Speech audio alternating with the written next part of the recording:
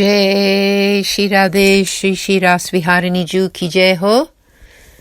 Brij Kishori Seva Trust reads the Shri Hari Rai Ji Bade Shiksha Patra in Braj Bhasha and in English. Today is day 81, letter 32, verses 6 to 10.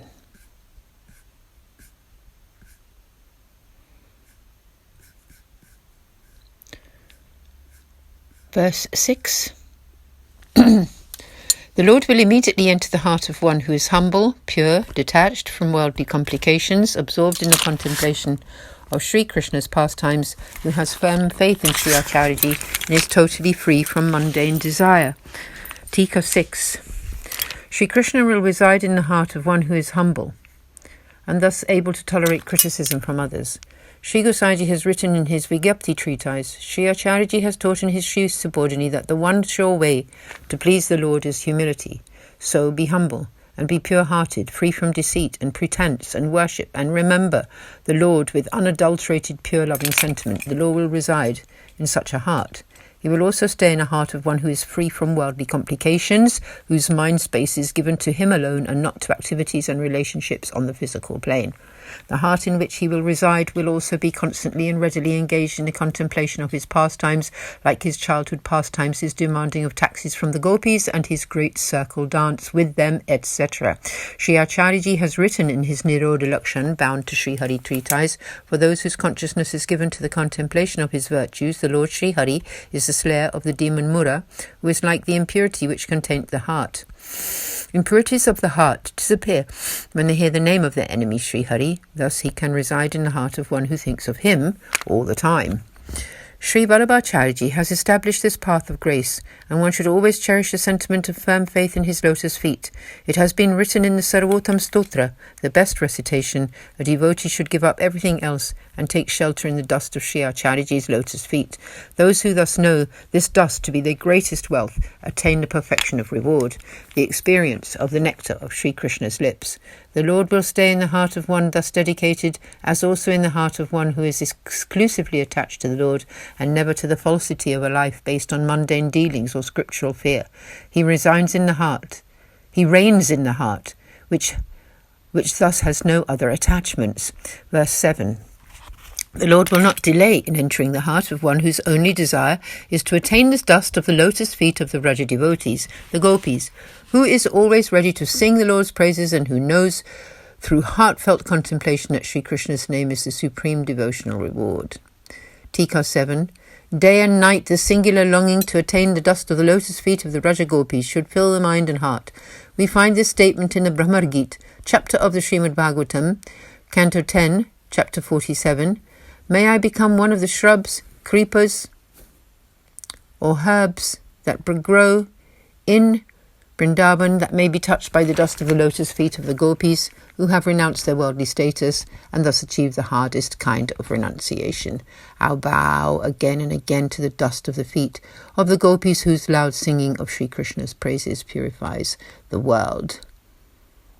Vandau Nandvrajastrinam Padarenum Abhikshnashaha Yasam Harikatod Gitam Punati Bhuvana Trayam.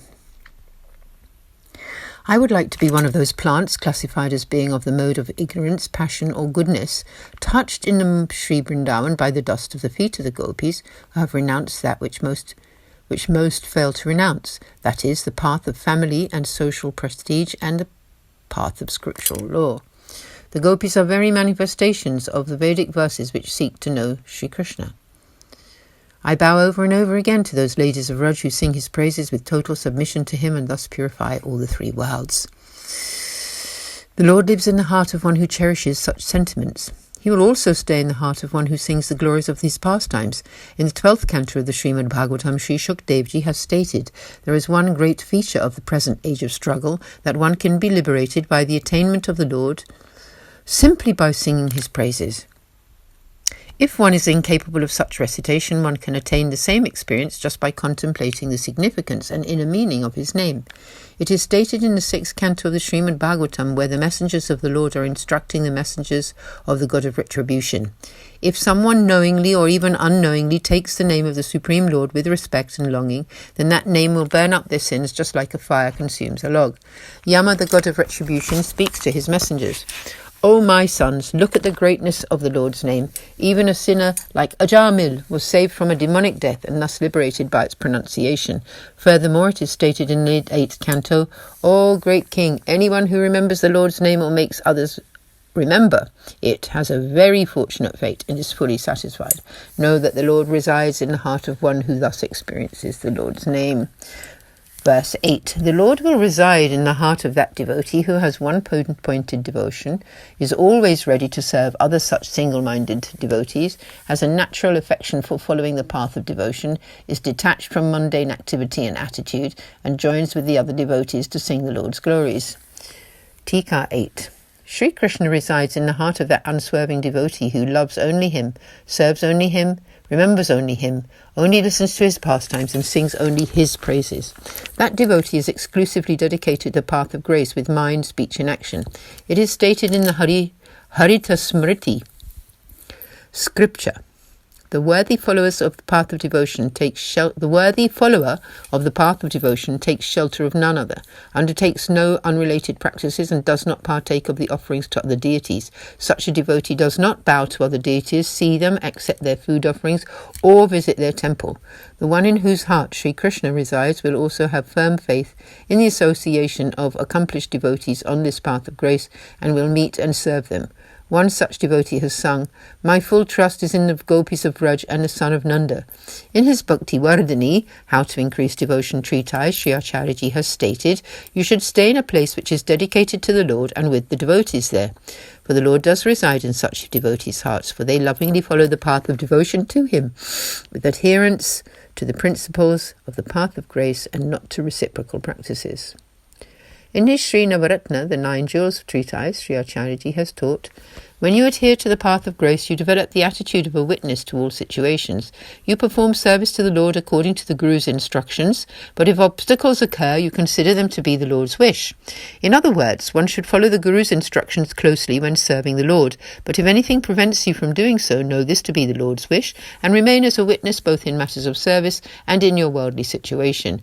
One should remain unaffected, just as a lotus in water. Foster affection for the Lord's way. Be unattached to him, unattached to the ways of the world, and offer everything up to him. This is the nature of the heart in which the Lord resides. Sri Acharyaji has stated in his Siddhant Rahasya, the secret doctrine treatise, at the beginning of any undertaking, offer every aspect of it to the Lord. A true Vaishnav starts all activity by surrendering it all, including any attachment to the result thereof, to the Lord, and sings of the Lord's glories in constant remembrance of him. The Lord resides in the heart of such devotees. Verse 9. The Lord Sri Hari will instantly enter the heart of the devotee who is filled with a deep longing for him, craves only devotion and not impersonal liberation, whose heart is firmly fixed upon the path of love and not attracted to the other moods of worship, who feels restless when hearing of the Lord's pastimes and is always eager to see him. 9. Tika. When you pine for Sri Krishna, he will bless you. Sri Acharyaji has written in his Nirodha Lakshanam, bound by Sri Hari treatise, when the Lord sees souls who suffer anguish for his sake, he becomes compassionate, full of compassion, and his bliss-filled form manifests from their hearts directly before them. He lets them see and experience him. Therefore this anguish is known to be the reward of this path of grace, because he appears wherever such longing exists. Such loving feeling towards the Lord occurs when there is self-dedication. To give a worldly example, it is the same as when a woman gets married. She then develops feelings towards her spouse, that he is now her husband. When you surrender to Sri Krishna through the auspices of Sri Acharyaji, only then will you develop appropriate sentiments towards him and know him to be your one and only Lord. You then feel the touch of pure love, and it is only for the Lord of grace, never in other paths or in the realm of sensuality. The Lord willingly enters the heart of that devotee who exclusively desires the single reward of his path of grace, the experience of the nectar of his lips. Their intelligence is deep and solid, never attracted to other paths, bad company, or worldly desires, for they have unflinching faith in the path of grace. They are deeply immersed in the ever-new pastimes of the Lord. Sri Acharyaji has stated in his treatise Siddhant Muktavali, the pearl necklace of instruction, the highest form of service is when one's consciousness is threaded into Sri Krishna. Manasi sa para para, sa para mata. Krishna Seva Sada Karya Manasi Sa Paramata. Their one-pointed consciousness, heart and intelligence flow towards him like a river, and they are always animated to experience his pastimes. The mind of such a devotee is always restlessly seeking the chance to see his form. In the 11th canto of the Srimad Bhagavatam, the King Janak states, "The human birth is difficult to attain and can be lost at any moment, and it is a rare occasion to meet a true devotee of the Lord within that lifetime." Kumban Das Ji has expressed this kind of love for the Lord. One day, he missed just one period of darshan, opportunity to enter and see the Lord's form there at Srinathji's temple, and thus sang, "Oh, how many days have passed since I saw the Lord, Kite Dinage Shyam Binadik."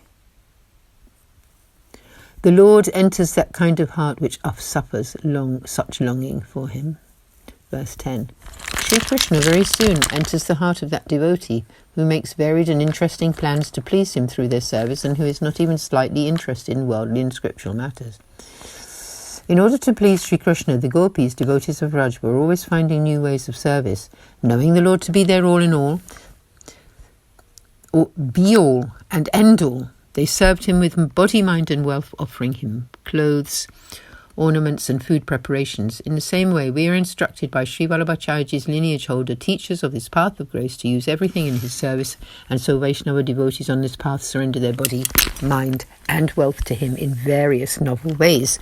If they do not have the financial means to make elaborate service in such ways, then they should mentally facilitate such offerings. The Lord enters the heart of these devotees, but not of those who keep their troubled minds involved in worldly and scriptural performances with those to whom their relationship is essentially only superficial. A devotee should have the attitude of an observing witness in all worldly matters. The Lord will reside in the heart of one who is disinterested in mundane affairs. Sri Hari Raiji now states that the Lord will enter the heart of one who cherishes these 22 knowledgeable qualities and will grant the bliss of his sight in the same way as he did to the gopis when their fivefold ignorance was eliminated and they attained the pinnacle of wisdom. Vaishnava devotees should therefore renounce these 22 faults and adopt the 22 enumerated qualities that the Lord will then enter into and reside in their hearts. So thus concludes letter 22. Aaj ke anand ki jai ho. Sab Vaishnavan ko sadar saprem sadenya sanand jai Shri Krishna. Shri Shri Ras Viharini Ju ki jai. We will reconvene tomorrow on day 33. Radhe Shyam.